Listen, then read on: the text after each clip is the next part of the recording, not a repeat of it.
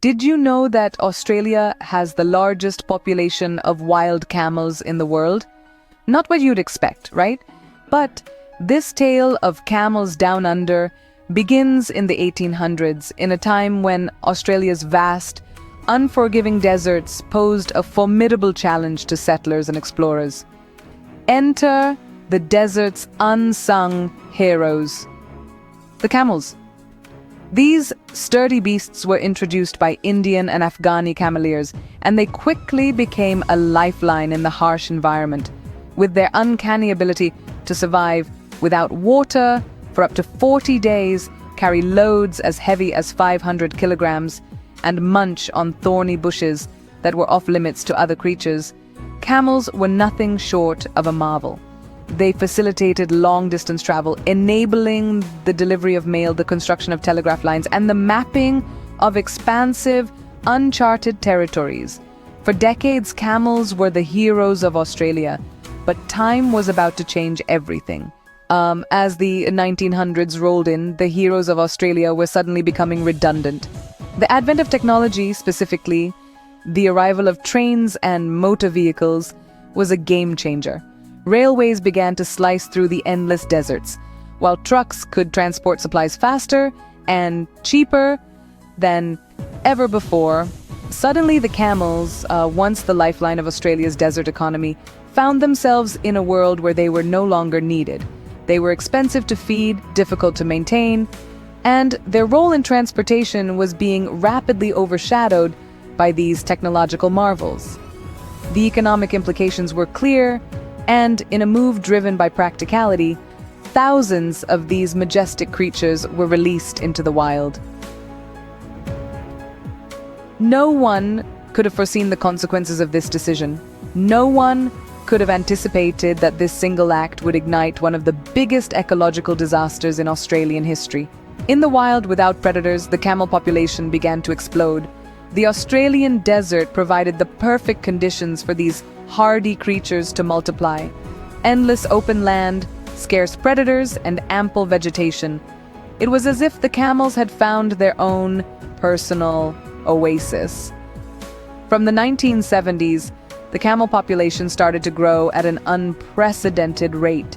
Imagine, in the year 1970, there were about 20,000 camels roaming the Australian outback. Fast forward to the turn of the millennium, and the number had ballooned to a staggering 300,000. By 2008, the camel population had hit a mind-boggling 1 million. Yes, you heard it right, 1 million camels.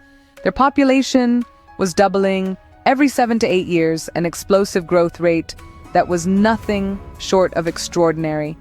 Australia, once the land of kangaroos and koalas, was now home to the world's largest population of dromedary camels. But here's the thing. Nature, as we know, thrives on balance, and this unchecked growth of the camel population was anything but balanced. It was a ticking time bomb, ready to explode. And explode it did, but not in a way anyone had anticipated. With massive numbers came massive problems. Camels were not just an invasive species. They were an ecological wrecking ball. The unchecked camel population in Australia triggered a cascade of environmental problems that shook the very pillars of the Australian ecosystem. Firstly, the water crisis. In the arid Australian landscape, water is a precious resource, but a herd of camels, 500 strong, could ravage a waterhole in a single night, leaving nothing but a parched patch of earth in their wake. Storage tanks would be drained dry, and native animals would be left to perish in the unforgiving desert heat. The camels' thirst was so insatiable that they would even break into towns, causing significant damage to infrastructure in their desperate search for water. Secondly, the destruction of native plants. Camels are not picky eaters.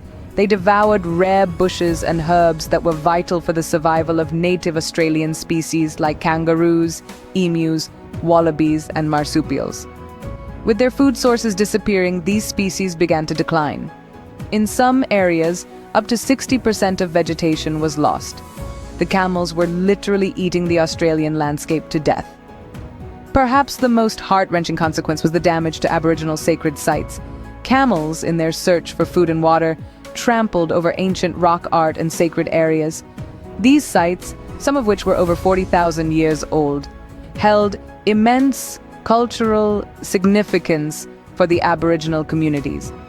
Their destruction was an emotional blow that cut deep into the heart of these communities. These environmental consequences were not just isolated incidents. They were widespread, devastating, and accelerating at an alarming rate. By 2009, the crisis was out of control. Camels were entering towns, breaking infrastructure, and destroying water sources. Australia was on the brink of an ecological disaster, all thanks to an animal that was once hailed as a hero. But faced with a spiraling ecological disaster, the Australian government had to make a hard decision. It was clear that the unchecked camel population was leading to severe environmental and cultural damage. The government, in response, launched the National Feral Camel Action Plan in 2009. The plan aimed to manage the growing camel population and mitigate the associated environmental damage. But the solution was not easy or straightforward. The most effective method identified was aerial culling. This involved sharpshooters in helicopters removing herds of camels humanely. It was a tough call, a decision that stirred controversy and debate across the nation and beyond. Animal rights groups were quick to protest, arguing that the method was inhumane and that there had to be a better way. They advocated for alternatives like relocation or birth control methods. The sight of thousands of camels being culled was indeed heartbreaking, and many people found it hard to accept. However, environmental experts countered these arguments with stark warnings. They pointed out that the camel population was doubling every 7 to 8 years, and if no action was taken, the results would be catastrophic. The destruction of native vegetation, the water crisis, and the damage to Aboriginal sacred sites would only escalate. These experts argued that the aerial culling was, in fact, the most humane method available. It was quick and caused minimal stress to the animals. More so, it was the only viable option that could efficiently manage the massive numbers in such vast, inaccessible terrains. The debate was fierce, the decision was hard, but in the end, the government went ahead with the culling. Over the years, the camel population has reduced significantly and the environmental damage has been curtailed. But the scars of this crisis remain, serving as a stark reminder of the consequences of human actions and decisions. The story of Australia's camel crisis is a stark reminder of the delicate balance of our ecosystems and the unforeseen consequences of human actions.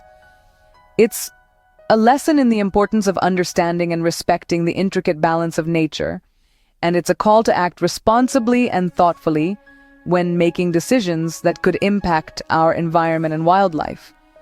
For the sake of our planet, we must learn from the past, so we don't repeat the same mistakes in the future.